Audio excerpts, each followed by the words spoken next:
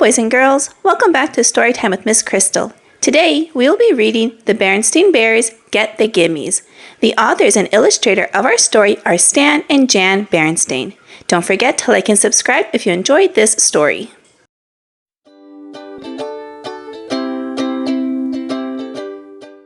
Of course, the members of the Bear family, who lived in the big tree house down a sunny dirt road in Bear Country, loved each other. They loved each other very much. Brother and Sister Bear loved their Mama and Papa. Naturally, Mama and Papa Bear loved their cubs, and of course, they were nice to them, as nice as they could be. But sometimes they were a little too nice. Sometimes the cubs got too many treats, too many toys, and too many rides on the bucking duck at the mall. Maybe that's why Brother and Sister Bear got the Gimmies. Or maybe it was because there were treats, toys, and fun things to do wherever they looked. At the supermarket, at the mall, on TV, and just about every which where. Maybe that's why they began making a fuss to get what they wanted, especially at the supermarket checkout, where there were always stacks and stacks of candy and other goodies. "Now, cubs," Mama Bear said as the family got into the checkout line and she saw that old gimme gleam in their eyes. "We can't have a big fuss every time we pass candy. I simply won't stand for it." "But Mama," whined Sister, "they have gummy gumballs, my favorite." "And chewy Chompers, my favorite," whined Brother. "Now hush," said Mama. "I simply won't listen to another word." That's when Papa Bear smiled and said, "Now, Mama, you're only young once," and handed the cubs their favorite treats. "It's only too true," said Mama as they were leaving the supermarket, "that you're only young once. But that's all the more reason to learn proper behavior while you're still young, and I certainly think—" "Look, look!" shouted Sister, "a new ride!" "Hey, a bucking frog!" shouted Brother. "That looks even better than the bucking duck. May we ride it, please? May we, please?" Now, Papa had just brought them treats, and he thought that was enough for one day. But the cubs made such a fuss that he sighed, dug into his pocket, and put some money into the slot. Papa looked at Mama and shrugged. "Cubs will be cubs," he said. "It may be true that cubs will be cubs," said Mama as they walked across the parking lot to their car. "But that's no excuse for jumping up and down and making a scene every time they see something they want." "Look, look!" shouted the cubs once again. "Little rubber cats that stick out their tongues when you squeeze them." "Cubs," said Mama, "that will be quite enough. I don't want to hear another word." "Oh, please!" they shouted. "May we have them? Please, please, please!" Papa decided it was time to put a stop to all the fussing. "Stop that fussing," he said in his loudest Papa voice. But they were making such a commotion they didn't even hear him. Sister was jumping up and down so hard that she fell over backward and started kicking her feet in the air. "Please, please!" shouted the cubs so loudly that the whole parking lot took notice. Said embarrassed Papa to the toy seller. Two of those rubber pussycats, please." The rubber pussycats not only stuck out their tongues when you squeezed them, they went squeak, squeak as well. And they squeak, squeaked all the way home. Mama was quite annoyed by the time they got back to the treehouse, but Papa was so angry he could hardly speak.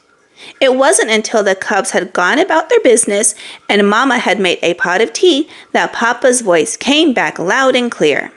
"Of all the outrageous, disgraceful, embarrassing behavior I have ever seen," he roared, "that selfish, greedy performance by our cubs was the worst. Brother and Sister have the worst case of the galloping greedy gimmies I've ever seen." "Yes," said Mama, calmly sipping her tea, "but have you ever stopped to think about why they have the gimmies? Perhaps their greedy behavior isn't all their fault. Perhaps it's partly our fault for giving in every time they make a fuss. Papa listened quietly. Perhaps so, he said. It's up to us, she continued, to explain to them, to help them understand why it's important not to be greedy. Then Papa called the cubs in for a talking to. He told them why it wasn't a good idea to be selfish and greedy and want everything in sight. Selfish, greedy cubs, he explained, can never be happy because you just can't have everything you want all the time. Life isn't like that. Do you understand? Oh, yes, Papa, we understand, they said. He talked to them about counting their blessings, which meant enjoying the things they had instead of forever wanting more and more and more. Does that make sense to you? He asked. Oh, yes, Papa, they said. It makes a lot of sense. That's when the cubs heard the sound of a familiar car door. It was Grizzly, Gramps, and Gran come to call. Brother and sister ran to open the front door, and as Gramps and Gran came up the steps, they made the biggest fuss ever. What you bring me? They screamed. What you bring me? What you bring me? That did it. Up to your room, roared Papa. Up to your room and no TV or treats for a week, for a month, for a year. The cubs knew this wasn't the time to argue. They scurried up the stairs and into their room. We seem to have come at a bad time, said Gran. What about all these things we brought with us?